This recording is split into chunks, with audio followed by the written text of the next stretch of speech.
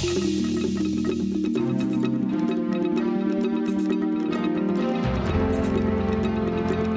recent jobs report showed that the U.S. economy added 271,000 positions in October. Some economists say that's the fastest pace of the year. Wages are up and unemployment is down. Now investors are waiting to see what one of the country's most powerful financial entities will decide about the recent economic data. The Federal Reserve sets the protocols that determine access to money and credit. Part policymaker, part PR rep for America's fiscal health. The agency controls three mechanisms of monetary policy: open market operations, the discount rate, and reserve requirements. Within the Federal Reserve are a board of governors and the Federal Open Market Committee. The outcome of their decisions ultimately affects short and long-term interest rates and the amount of money circulating throughout the economy at any given time.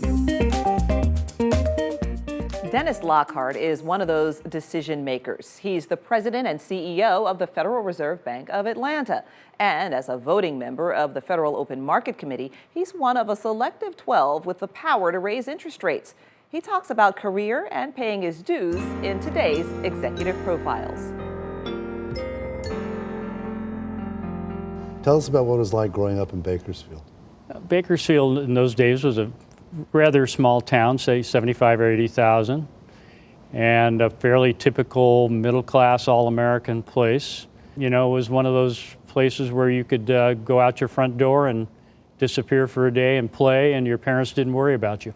So were you reading tables in the Wall Street Journal at age 9? Oh, no, I wasn't that kind of kid. I mean, like so many kids, I was absorbed in sports, and I was a pretty good student. And so I was involved in student council and that kind of thing.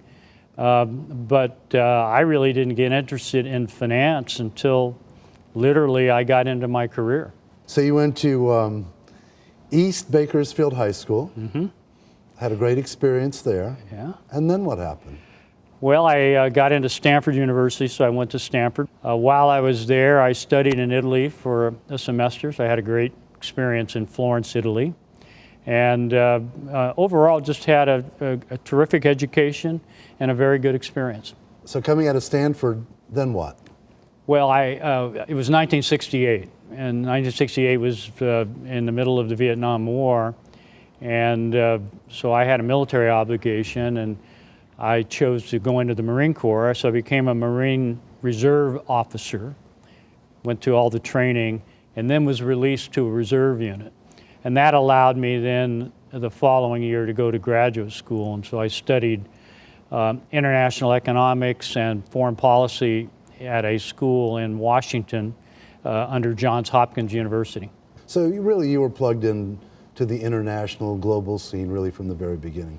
At Citicorp, where you really started your career. I went to Citicorp, Citibank, not because I was totally enthralled with being a banker, but because they were going to send me overseas and give me the kind of experience I was looking for. So after your Citicorp experience, academia? Well, Citicorp brought me to Atlanta. Right. And right. So I spent a little over 8 years working in Atlanta. I sort of took a sabbatical, so to speak, and went into the academic world at Georgetown University to teach graduate students as a former practitioner in international business strategy and some finance as well. So you make the transition to the Federal Reserve. How does that come about? How do you go from the academic world back to Atlanta with the Federal Reserve?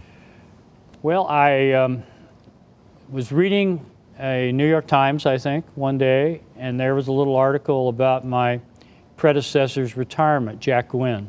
Right. And I looked at the article, and I had always wanted to do public service in some way. And I looked at the article and I said, I would be perfect for that job. I know Atlanta, I know the Southeast, I've had international experience, even had some academic experience.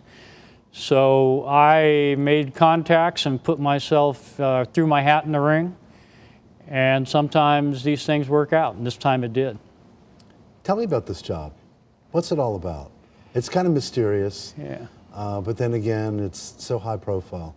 Well, first it's one-piece policy maker, so I participate in the Federal Open Market Committee, which makes monetary policy. It's also the CEO of a fairly sizable institution. Within the bank are some real businesses that we run where we at least have to recover costs.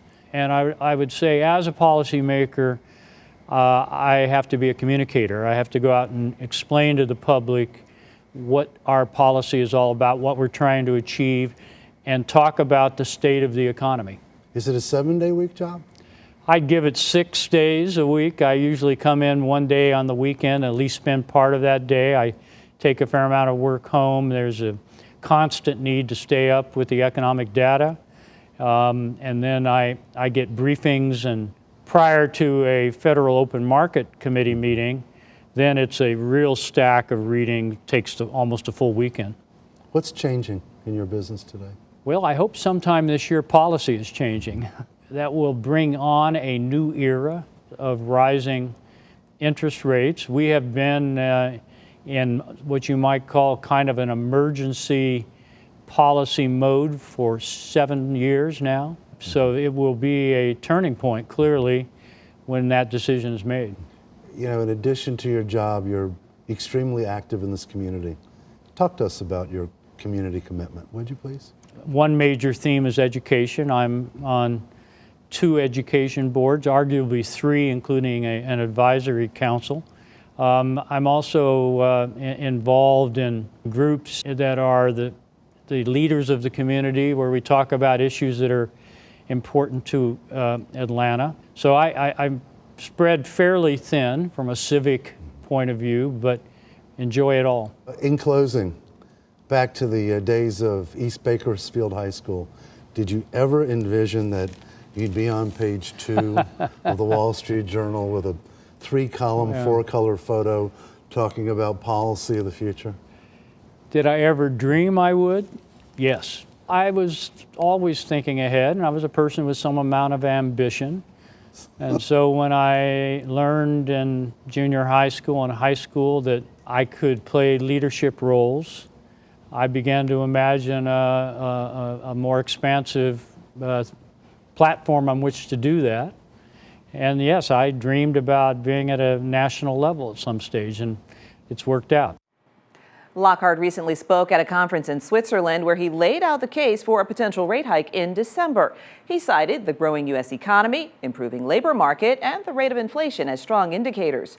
Lockhart said that if the Fed decides to raise rates, then all subsequent rate hikes will likely be very gradual. Next, Patrick Crosby examines the monetary impact small businesses have on Georgia and the boost they give the local labor market. He also looks at some popular apps produced right here in our own backyard. Don't go anywhere. Atlanta Business Chronicles Biz will return.